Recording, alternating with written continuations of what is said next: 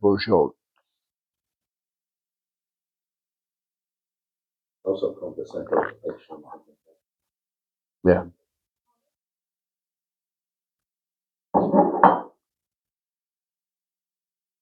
Yeah. So, section I'll know as the wisdom of the passion. We'll go back to that because it's just so important of dealing with this. And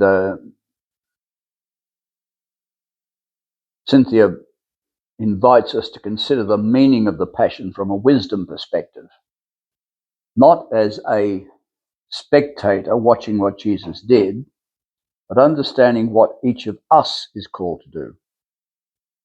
And she says that the passion is really the mystery of all mysteries. Remember, the mystery is something which is not able to be understood. It's something which, if you're in liminal space and contemplative mode and shutting your own thoughts down a bit and just allowing God to speak in, mystery is endlessly understandable. You start to get more and more into it. You start to get ideas that you think, oh, that sounds true. That feels good. It seems to be right. So, he says, the passion is the mystery of all mysteries, the heart of the Christian faith experience. By the word passion here, we mean the events which end Jesus' earthly life. His betrayal, his trial, his execution on the cross, and his death. That's the passion. Then comes the resurrection. So, that's Cynthia. She writes that. Another one of those archetypes. It's something which triggers responses inside of just about every human. It elicits our deepest feelings of remorse and empathy. And if we're honest, our own deepest shadows as well. It's been used to stir anger, scapegoating. For instance, been used to fuel anti-Semitism, to induce personal guilt. Christ died for your sins, and you're behaving that way, and to arouse devotion in a sentimental and even fanatical way. I've come across Christians, again, one in America, I remember, who was one of these Christians. They have a lot of one-topic political stuff in the States. And this guy I met at a Catholic conference in San Francisco. It was actually up near Hollywood, and not San Francisco, Los Angeles, Orange County. And there were 40,000 people there. This huge event center spread over an immense block, chains of buildings and stuff, all indoors. But he came and was talking to us at our stall and about Saint Mother Guerin we were presenting, and he was about abortion. I said, have you thought about things this way, for the mother, for the child and that? He just went, as they say in the immortal classics, apeshit. Fanatic, wouldn't listen to anything. And that was the only thing. If you were anti-abortion, you're Christian. If you were for abortion, you weren't. Anything else didn't matter. So that's what I'm talking about here, what Cynthia is talking about. Rouse devotion in a sentimental and even fanatical way. A lot of devotion to Our Lady has gone into the sentimental. And I have a great devotion to Mary, the Mother of Jesus. I think she was wonderful, but you need to realize that she was a peasant woman. You need to start to look at the truth and the reality and the fact that she opened herself completely to God. No opposition at all. She was in that liminal space where she went so far as to say that I accept you completely, I trust you completely. We tend to go, even the great saints, to almost, reasonably close. But as soon as she opened herself completely, the Word was made flesh. And I sometimes wonder whether anyone else in history would have ever done that. So she was remarkable. Remarkable. Yep. So from a wisdom point of view,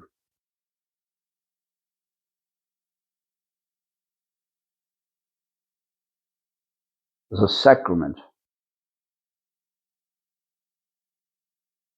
Remember, I've said that sacrament, symbol, and metaphor are synonyms. You wonder about that. Right at the heart of Catholicity, of Christianity, you have the Eucharist. This bread is my body. Now, if you want to teach a metaphor, this thing is that thing. It's a beautiful metaphor. Two things which are absolutely impossible, but are brought together in a way which is true, real, not literal. Not literal. You are not touching a lump of flesh, put it crudely. But it is real and it is true. I won't go into that now, take a whole time. But the real purpose of this mystery is not to arouse empathy. Sympathy, of course, is when you help somebody down there. Empathy is when you work with somebody at the same level. But it creates empowerment. Brothers have a motto, which I really like. I think this is what Jesus was about: presence. Presence. Be very aware and alive to the Spirit within us, manifestation of God within us. Then compassion. I suffer with. Compassio. I suffer with. I'm in solidarity with and aligned with. And as I've said earlier and repeatedly other times, there's splagnitsomai, the Greek word, where I respond with the love of the mother for a newborn child, with that untrammeled love, no holding back love. That's the that then leads, that sort of compassion, that sort of love leads to freedom, liberation. So we say presence, compassion, liberation. This is what we need to be about. And so she's talking about that kind of thing. How do you empower? How do you free? And of course, scapegoating is going to take away the freedom of people. It puts them into prison chains, into gulags and cells. So the path Jesus did walk, and again, I talk a lot about the way of Jesus, because that's what his followers spoke about, and he himself, the way, is precisely the one that would unleash the transformative power of his teaching. And you find that in Philippians chapter 2, that he did not count equality with God a thing to be grasped, but became as one of us, even to death as a cross. And that emptying, but he emptied himself, becoming as we are, even to death on the cross. That word of emptying in the Greek is kenosis. Kenosis. So it's a kenotic way of life, emptying oneself. And that path, therefore, is going down, what Richard Rohr calls falling upwards. What St. Francis of Assisi did. He was quite privileged. His dad was rich. He'd been a playboy. But then when he realized this was not the God who had spoken to him, who he was starting to listen to, and he went down. And of course, that now everybody in the world pretty much knows who St. Francis is. So the transformative power, that transforming, it's not just a little change, it's something which really turns us around. That metanoia in the Greek, a change of heart. Change of heart. Change of consciousness. It really is quite deep. Okay. So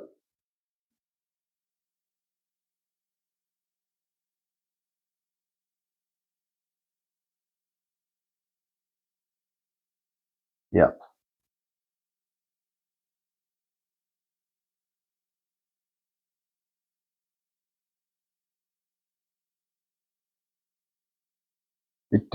So this way of Jesus was partly walked, modelled and consecrated, the eye of the needle that each of us must personally pass through in order to accomplish the one thing necessary here, according to his teaching, and that is to die to self, to grow into the understanding of who you are, and then to let it go. Let it go and trust in God. The second half of life, that willingness to do in part what Mary did completely, and to grow into that, what Jesus did. As you can see through his life, if you look closely, you can see the development that happened because he was a human being. He had to learn. Be no point being just an avatar and knowing everything at the start. We can't follow that. His blueprint for us was to learn, to use experience.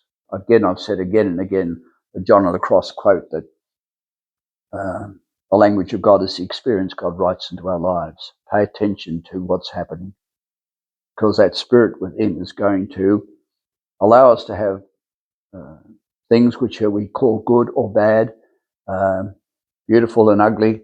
But what the thing is, we learn from everyone. Where is the lesson here? What am I being shown? What am I being taught? Journaling is good for that, because when you look back, you can see your growth pattern if you're doing it honestly. So that path, and once we're on the path, the way of Jesus, well then he will require us to empty in order to be filled with God. And of course, the God of Jesus is Nazareth. It is the only God you'll ever hear of. Our human beings have made a heck of a lot of gods, but the only one who will never take us over, use us, or abuse us. And that's why we can open ourselves to that influence, because it will not be anything other than positive in the end. So,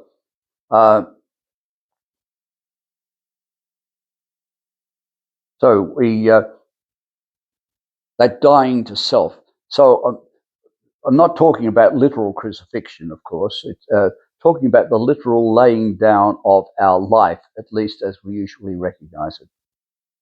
Our only true essential human task here, and this is Bourgeois, Jesus teaches us to grow beyond the survival instincts of the animal brain and the egoic operating system into that kenotic joy and generosity of full human personhood. Because when you are on the way, you gradually realize that your life is full of joy.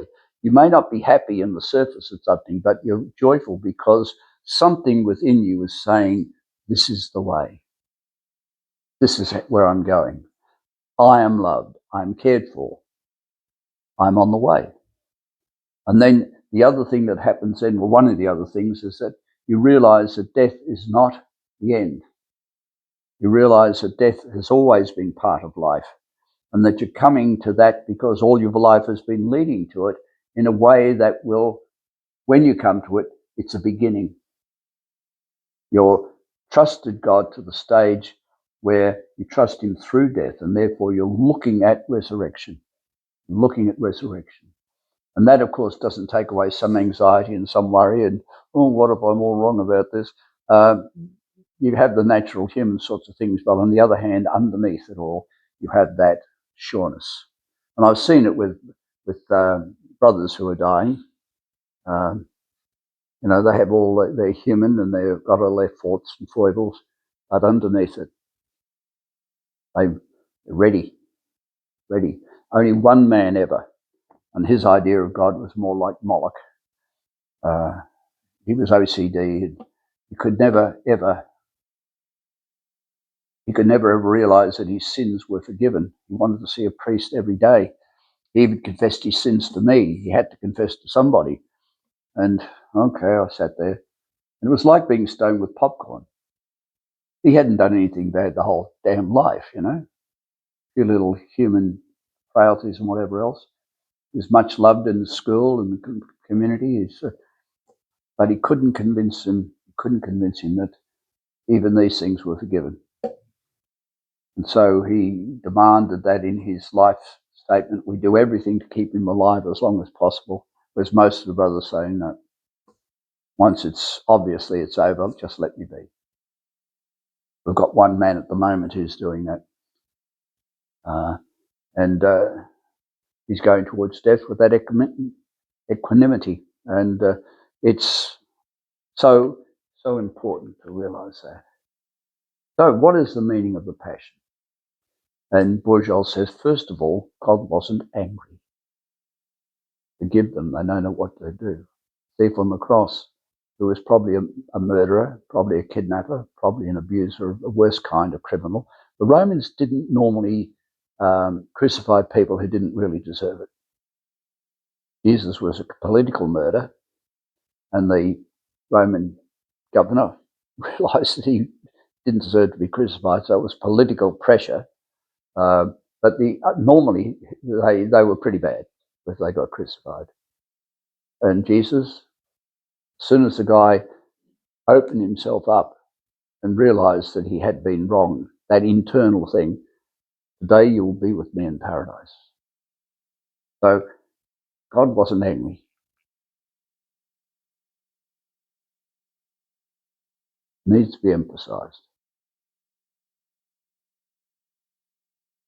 So particularly in fundamentalist theology, you'll often hear it said that God got so fed up with the sins and transgressions of Israel that he demanded a human sacrifice in atonement to make us at one again. At one meant atonement.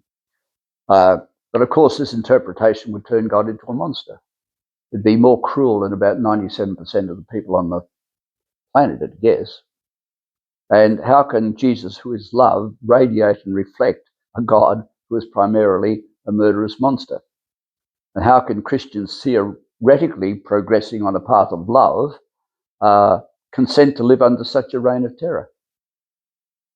I'm watching. You make a mistake, go for a long walk off a short pier, and it'll be into a sea of fire. And that you go. I mean, that has been taught, and it still is. Some of these sects, which are pretty fundamental, it's shocking. So we need to bury once and for all those fear and punishment scenarios that got programmed into so many of us during our childhood. There's no monster out there, only love waiting to set us free. Like Snitsamai, listening to the Kardia. This is it. So that from Cynthia is in her book called The Wisdom Jesus, Transforming Heart and Mind, a new perspective on Christ and his message, published by Shambhala. A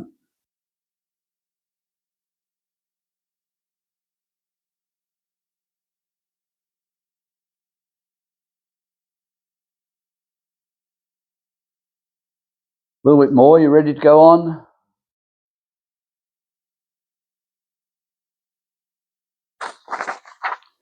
So,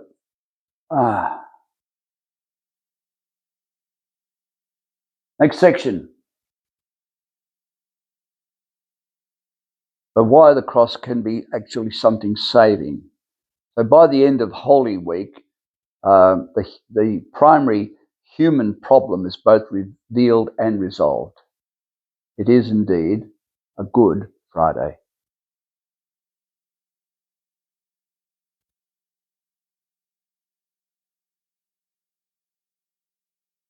Our human inclination to kill others in any multitude of ways instead of dying to ourselves. Kill literally, kill by taking away the jobs, kill by scapegoating all sorts of ways, pushing out our own illusions, pretenses, narcissism, and self-defeating behaviours. And that's why people like Donald Trump are so dangerous, but so typical. And how they get put into power, because there are so many people like them who see that behaviour as being the way, but it ain't Jesus' way. Okay. He's not a substitute for but he's in solidarity with the suffering of all humanity since the beginning of time. That idea that I talked at the end of the last slide and here is Anselm of Canterbury in the 11th century really pushed that. He didn't originate it, but he really pushed it. Perhaps that's the reason he ain't a saint, Anselm. He's not Saint Anselm at all. Don't call him that. And it's completely wrong. Completely, utterly, absolutely wrong. He didn't come to pay a debt. He came to show the love of God and to leave us a blueprint from how to respond to the love of God through his whole life. That's what he did. Bound to get him scapegoated. So the first is merely a heavenly transaction of sorts, and the second is a transformation of our very soul in the trajectory of history. A quote here from James Allison, who is a pretty brilliant theologian and a primary teacher of the work of René Girard, who wrote again on violence. And so what Allison writes, interpreting Girard, he writes about the true power of the cross.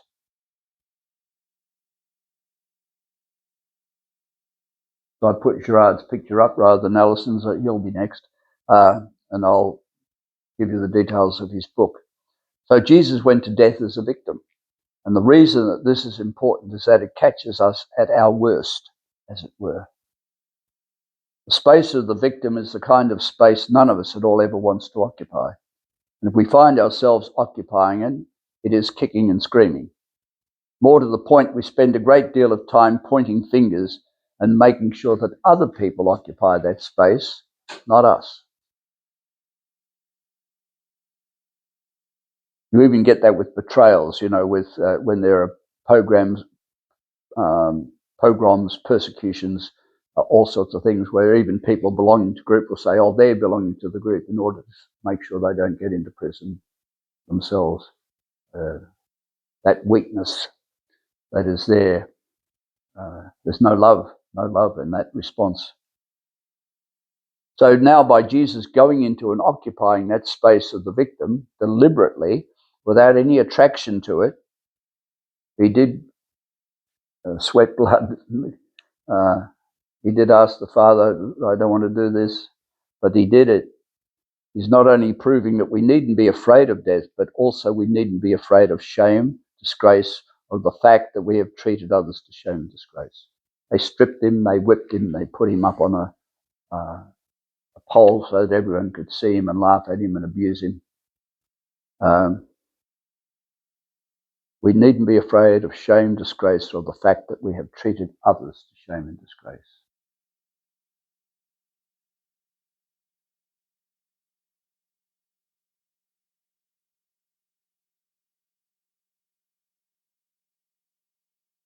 And by going to the cross, yes, you did this to me as you did it to each other, and here I am undergoing this, occupying the space of it happening. But I'm doing so without being embittered or resentful. In fact, I was keen to occupy this space so as to try to get across to you that I am not only utterly alive, but that I am utterly loving. Still afraid of it, still all the human responses of the pain to the pain and the fear. But there's nothing you can do, no amount of evil that you can do to each other that will be able to stop my loving you. Nothing you can do to separate yourselves from me. And Paul was strong on that in Romans 8. Nothing you can do to separate yourself out. So the moment you perceive me just here on the cross, occupying this space for you and detoxifying it, the moment you perceive that, then you know that I'm determined to show you that I love you. And I'm in your midst as your forgiving victim. This is how I prove my love to you, by taking you at your very lowest and worst point and saying, yes, you can do this to me, but I'm not concerned about that. Let's see whether we can't learn a new way of being together. And all his life was about that. So that's the quote from James Allison.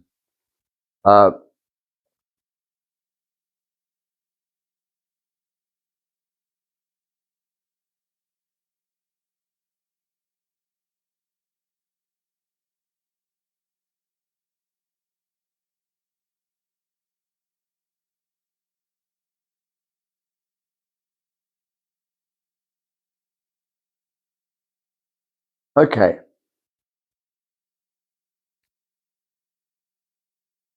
So on the cross, that the veil between the holy temple and the unholy is torn, the curtain of his body becomes a living opening. On Easter Saturday, I did something for the, what's that other group? I keep thinking Call to Renewal, but it's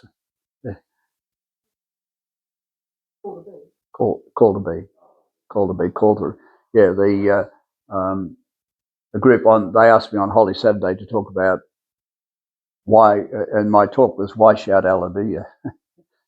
They'd murdered Jesus, yeah. Catalyst Renewal, that one, yeah. Catalyst Renewal. So, and I spoke about the curtain being torn in the Gospel of Mark. So I'll come to that in the next thing too. And it's because the Holy of Holies was veiled off. You had the Gentile space, the court of the Gentiles, and that had been turned into a market. Nobody could possibly pray there. And as the prophets had said right down through history, my place is a place, my temple is a place for all people. And it just wasn't. And Jesus quoted Jeremiah, I think it was, it said, well, you've turned this into a den of thieves. And he got really, really ropeable about it, chased him out. And at his death, they say the curtain that hid the Holy of Holies was torn in two. And that is the end of the Old Testament. That really is the end of the Old Testament. Because everybody has access to God. Everybody. Curtain of his body becomes a living opening. Yeah. So, and that's Hebrews 10, that quote. Hebrews chapter 10, verse 20, I think. So we can all enter the Holy of Holies.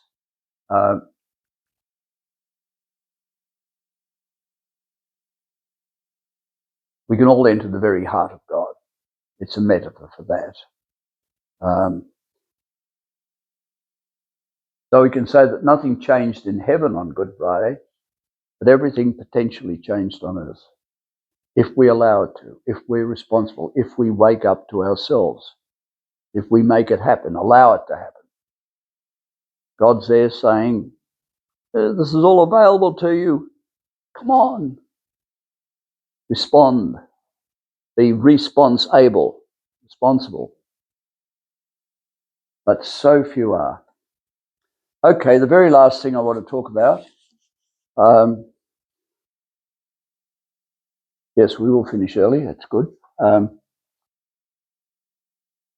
Comes from Valerie Kaur, Kaur. She's a Sikh theologian, because I want to look at this too with, because it's human. It's universal. It's not just part of Christianity, which is ours and we're going to hold to. And you people, you're not getting to heaven unless you join our lot. There are a lot of other people with a great deal of wisdom. So let's take a look at Valerie.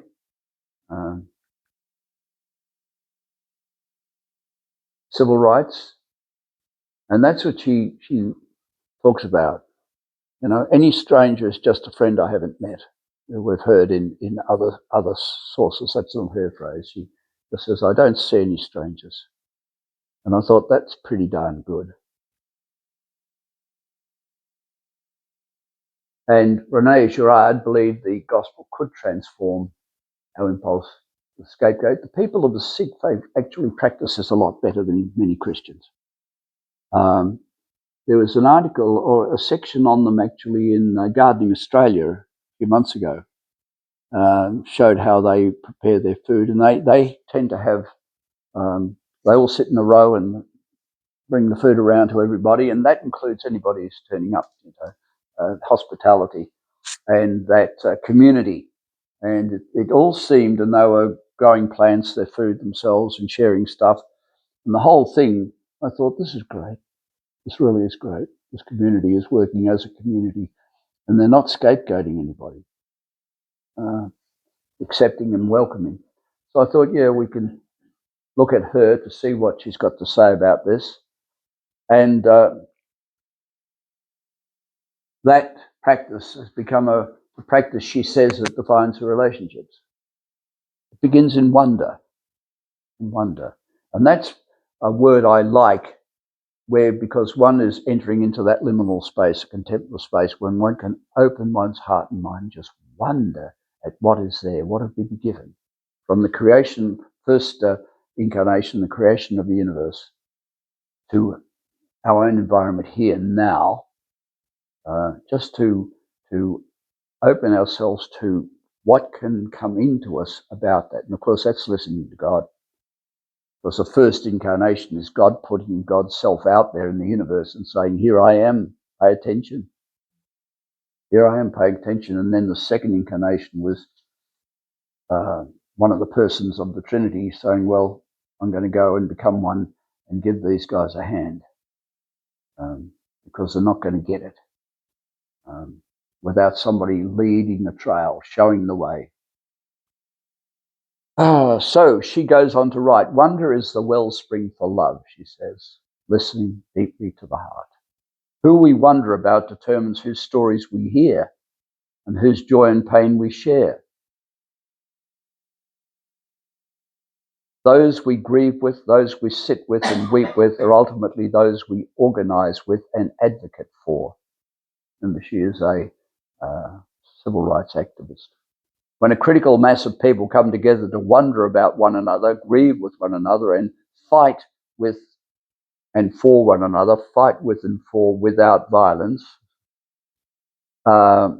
we begin to build a solidarity, there's that word again, compassion, I suffer with, needed for collective liberation and transformation. There's that word again, those words, liberation, transformation. A solidarity rooted in love. Now, there's nothing in there which Jesus of Nazareth would disagree with. As a matter of fact, I think he'd be saying, hooray, someone. So she goes on to say, out in the world, I notice the unconscious biases that arise in me when I look at faces on the street or in the news. To practice seeing each of them as a sister or brother or family member, I say in my mind, you're just a part of me I do not yet know. So it's very similar to letting that store consciousness, that shadow, come up to the surface and say, this is a part of me I have not known and I need to pay attention to, because if I don't, I will put that out onto another person. What I fear and hide in myself, it'll come up, it'll come out as an attack on others. So she does that with repetition. Through conscious repetition, she says, I'm practicing orientating to the world with wonder and preparing myself for the possibility of connection.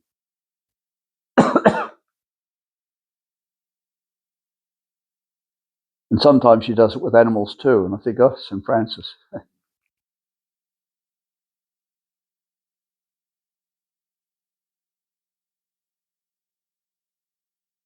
And she says that as well. So when the story of these people is painful, I make excuses to turn back. She says she finds herself doing this. It's too overwhelming, or it's not my place, or somebody should do something about that. But I hold a compass and remember that all I need to do is to be present. Oh, there's that word again, presence. To be like God in us, to be like God to others. Present to their pain and find a way to grieve with them. I don't have to cure them. I don't have to counsel them. I don't have to do anything. I just need to be with them. If I can sit with their pain, I begin to ask, what do they need? Listening to more stories, learning about a community's history, or showing up to vigils or marches or memorials gives me information on how to fight for them, fight without violence. I seek out organisations that are already fighting for them and offer my voice or time or money or labour to assist them. So she's pretty practical.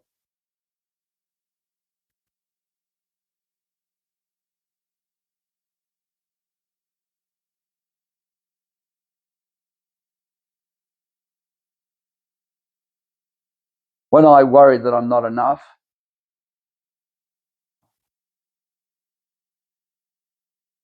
I ask myself some questions. Who is my sword and shield? Who do I rely on? Is it me? Is it my God? What sort of God? Is it other companions? What will I risk? When and if I get overwhelmed, I say, well, what is my role in this moment? One of the people who taught me in Mount Oliver Institute in Ireland, Father Tom Hamill, he was a real mystic, enigmatic sort of a guy. He was really strong in this idea of role. You know, some woman came up to him once at breakfast and talking about the finances or something, you know, when to pay for the course. It was a year-long course. And he said to her, I'm in my role as a drinker of tea. In other words, this is not the time. Very blunt, very plain. He said, you need to work out what is my role at this time. I was talking to you, 12 boys and girls. I could say, well, what roles do you have in a possibility on the Friday night? So you've got a job at McDonald's. You're a son, grandson. You're a student in year 12. It's important. You're a worker at McDonald's. You're a member of the basketball team. You're a boyfriend or girlfriend. There's these 6. You think of any others that the kids have? It's quite complicated life. And then, you know, say to mum and dad, I've really got to get this assignment finished by Monday. Got to be in. But mum and dad have said to me, listen, we haven't seen your grandmother for 2 months and she's not feeling well. We need to go. And you need to go. She's your grandmother.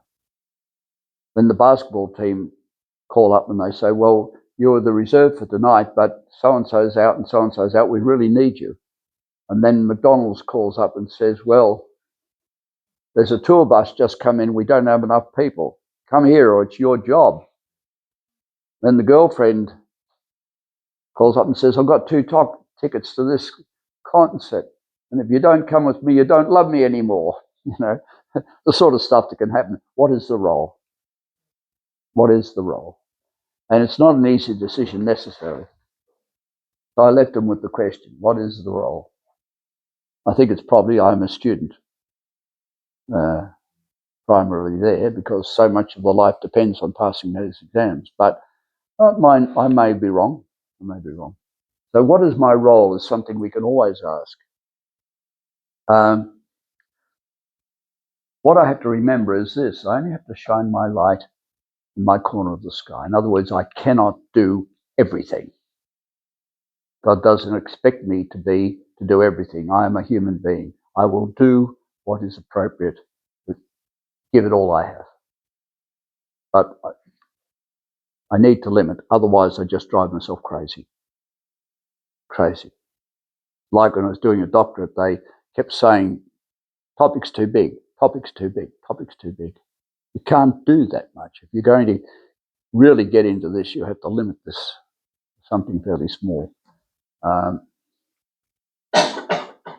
Okay, so that's the book she has, Valerie Course, See No Stranger, a memoir and manifesto of revolutionary love, published by One World in 2020. Okay.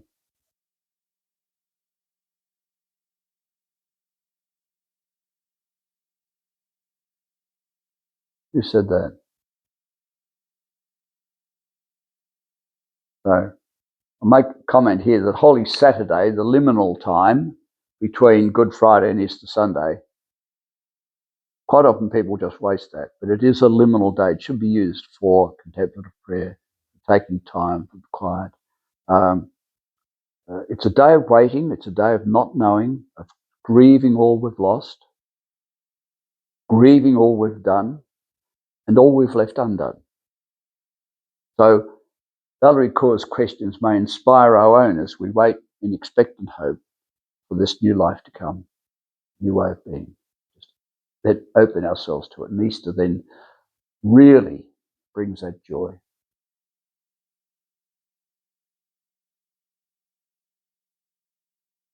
A lot of things about his philosophy I don't like, but I think he was right on here. Part of his second book allowed a lot of, again, a reason for marginalising a lot of native peoples. I think that he said that any land that is not being used should not be left with people who don't use it. Those who will use it need to, it's for them. And of course, used for him meant European culture, agriculture and animal husbandry. So these people with these sorts of philosophies have done at Oxford and Cambridge, have gone to America and come to Australia and seen all this unused land and said, well, we'll just take it. Okay.